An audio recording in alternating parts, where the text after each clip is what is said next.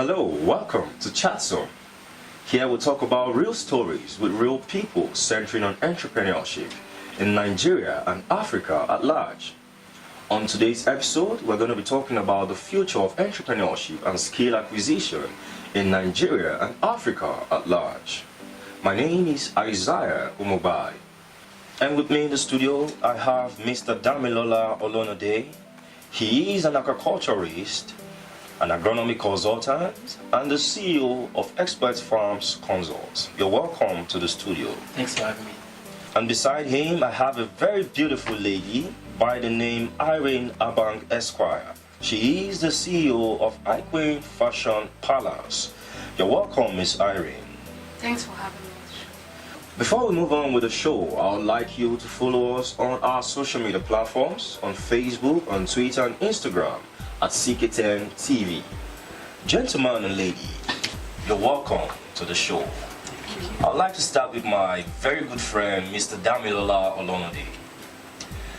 I was going through your profile and I saw that you have been in the agricultural business for quite a while now. I'd like you to tell us, how has the journey been so far? Yeah, the journey has been so pretty sweet, let me put it that way. I started when I finished serving during my corps member here. I said that I wanted to do something on my own. I wanted to be an employer of labor. I wanted to add value to my country. So, though I read agriculture, I practiced agriculture in school. So, the love of me seeing things grow, watching things grow, I had that love in me and I had to start and do something for my country. So, when I finished serving at Abia State, I moved down to Lagos. I was using Oregon as a display, that's like a display athlete, before I moved back to Caribbean, where I am presently now. So I rented a space, an outlet. I started with ashing, pond construction. Because people were thinking that you were a graduate, you say you are doing fish, are you normal?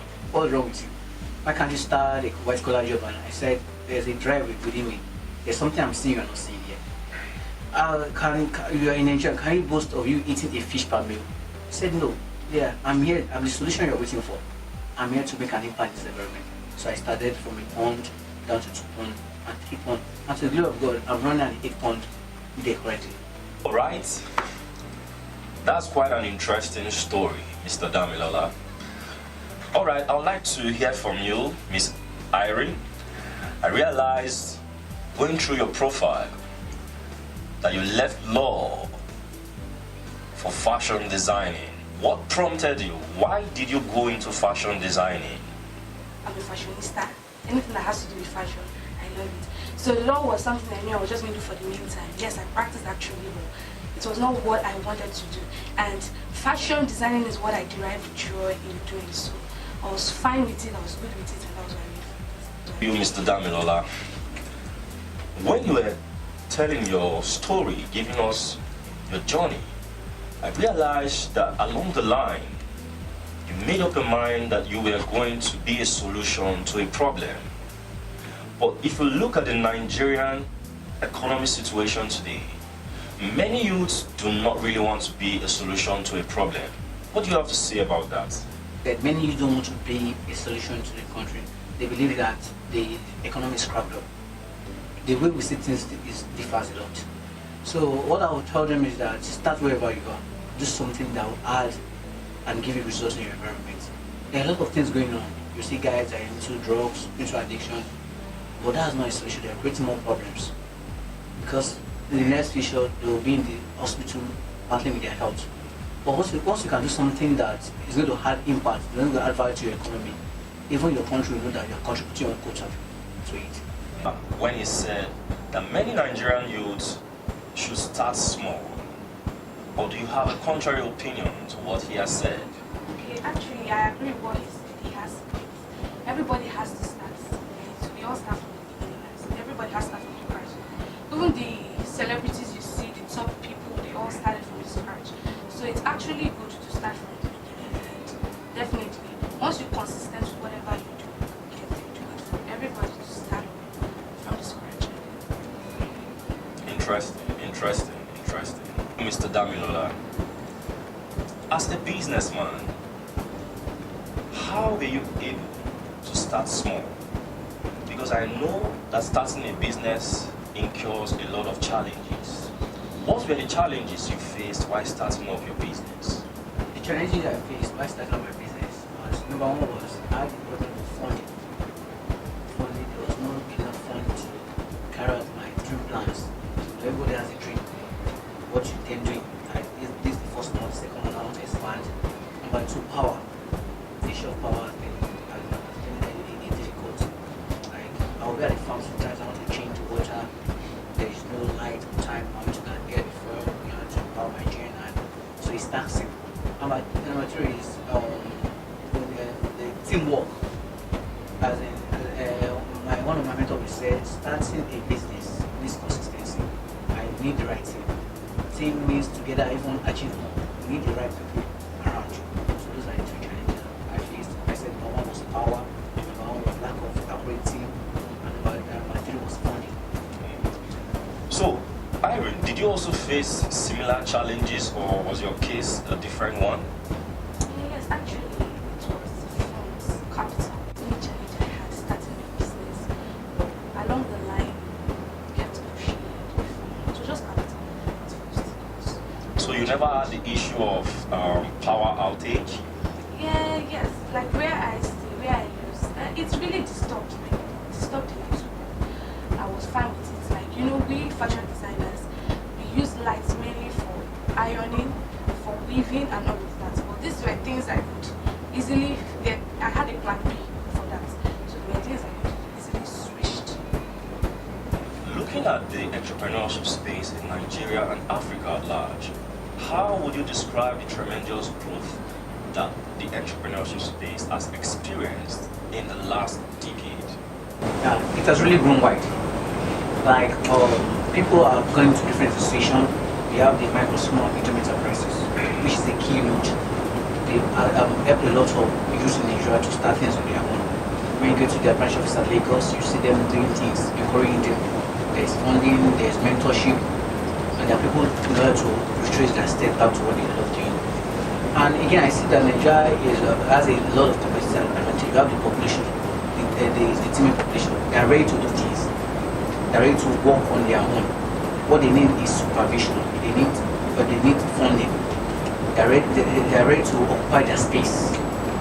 Like I did tell some of my friends that, like I did tell them now, whatever you are doing and you are happy, it means that there's a glory ahead of it. That's like Bloopers. Alright, thank you, Mr. Damilola. Let's just give it a hold there, and when we come back, we'll continue. We would like to go on a short break, and when we come back, we'll be looking at the future of entrepreneurship in Africa and Nigeria at large. Irene, as a legal personnel, do you think that the government are coming up with policies that enable the SMEs to thrive? No, but there will be need for the government to put in place policies that will sustain the small and the medium enterprise. Yeah, let me add to what you see. Like we have now the statistics issued by the National Biotechnology Development Agency. As that's NABDA 2017 says that Nigeria needs 4.1 million tons of fish to produce annually for us to sustain our economy, but we are underproducing. We are producing 1.1 million due to our growing population. That's a fish deficit of 3.1 million in order to meet up with the demand gap. That's one for the fish project. For the two, we have the sustainable development goal. Says we want decent work and lifestyle. We can't have decent work and lifestyle in this third world country we find ourselves without leaving aside the MSME plans and objectives. If there's no adequate funding for that, it won't thrive. And so it's not scalable. Now, it has been on the news for quite a while now that Nigerian government have decided to close their borders. How has that affected you as a businessman, looking at it in general? Yeah, it has affected me in a couple of ways, though it's helping the economy in some ways. Like, we do export dry fish to Ghana. We can't do that again. When I talked to my client, he was telling me that your country is showing a display of strength. It's not allowing us to import what we sell here. So we can't take goods from you. That's hindered that. The AFCTA bill that was just passed was recognized that we can do business with different African countries. But it's not applicable in the aspect that the border has been closed. Since that has been shut, our perishable goods are what? They are getting rid of. We can't scale them to the offshores. And the money we use in scaling them to the offshore is quite On the final note, Irene, looking at the future of entrepreneurship and skill acquisition in Africa and Nigeria, what would you say? Well, what I have to say is technology right now is the way forward. As you can see, this phone in my hand, it's not just the phone, but it's the content. For any person running a business, every successful business owner must go digital. Must go digital, you must have to be online. Like, you can't say a successful business owner, you're not on WhatsApp, or you're not on Twitter, or you're not on Instagram. There's no way you will sell. Everybody now sits in their home, they relax at their own comfort zone, and then they just order for things online and they want it to be delivered to them. So technology is the way forward. You have heard it from my guest, Irene. The phone is the continent in your hand. Now, Mr. Damilola, give us your final notes on the future of entrepreneurship and skill acquisition in Nigeria and Africa at large. Yeah, the future of technology and entrepreneurship in Nigeria and Africa at large belongs to those on the digital space. You can't say successful business owner without a digital platform. If your business is not on the internet, you're out of business. So you should make sure that your business are on the digital space that will allow you that you locate wherever you go. You need people to see wherever you are creating for. It will allow you to know that you have an entity, you belong to a space. That's quite interesting. You have to take advantage of the internet space. Thank you for joining us on today's episode, The Future of Entrepreneurship in Nigeria and in Africa. I want to say a big thank you to my guest in the studio, Mr. Damilola Olonade, an agriculturist, an agronomic consultant, and the CEO of Exploit Farms Consult, and Irene Aban, the CEO of iGrain Fashion. Thank you guys for coming on the show today. You're welcome. You're welcome. I want to say a very big thank you to Joseph F. Young, my very honorable producer, and to my technical crew. Thank you. Please do follow us on all our social media platforms on Twitter, Facebook, and Instagram at CK10 TV. I am Isaiah Mubai. Thank you for joining us on today's episode. Until next time, keep watching CK10 TV.